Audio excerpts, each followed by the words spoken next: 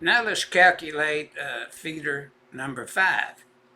Now notice I'm reading on page 311 of the workbook, so read along with me. Now notice in feeder number 5 we have motor loads. We have the motor loads listed there based upon their horsepower and their voltage, and we select the full load current rating of each motor from our table 430.250 as required by 430.6A1 of the NEC. Now, notice in the item number 1, we've done that.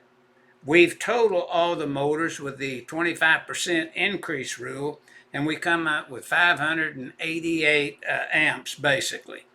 And notice now, you could also use 125% of 21 if you wanted to, but we just kind of put the 25% in as the largest motor there. So you would kind of pick that up.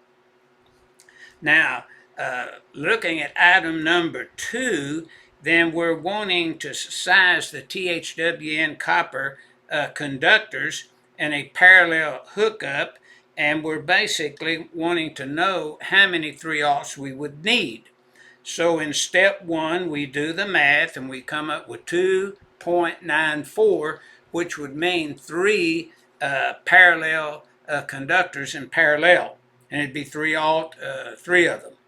Now, that would be the solution to item number 2. Now, item number 3, we're wanting to size the overcurrent device. Now, notice in the step 1, we take 250% of 21 amps by the sections that are listed in step 1. Now, sometimes, and many times, most of the time, they'll round that up.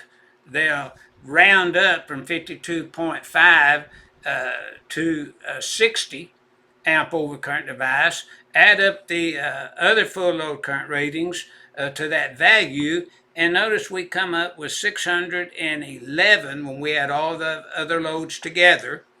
And then notice that it wouldn't matter if you rounded it up to 60 instead of 50. You would just add 10 amps to the 611 point, I believe it's 8 there, which would be basically then 621, but you'd still be rounding it down by your 430.62A, because there's no exception there to let you round it up to higher value, so you'd round down to 600 amps.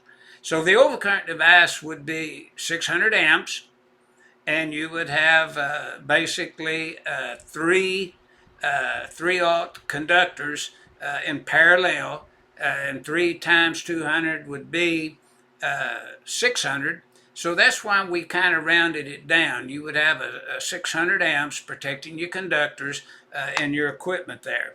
So this will kind of round out now item 3. Now we move to item 4.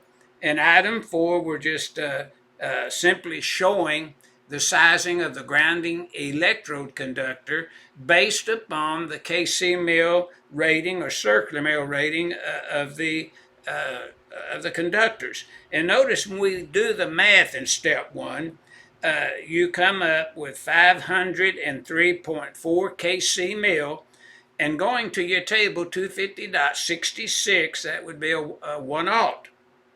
That'd be the solution for the sizing of the grounding electrode conductor and copper conductor.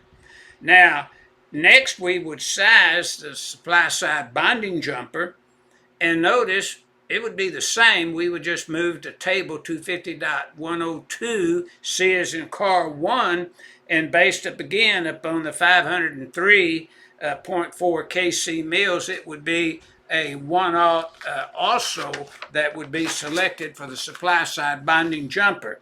Now on page 312, starting on the left hand side of the page, we size the neutral conductor that would serve as a neutral and an equipment, not a really equipment grounding conductor per se, but a supply side type bonding conductor. And notice that it would be one also, and it would be large enough to serve as a calculated neutral load in accordance to 220.61 and Table 250.102 C1.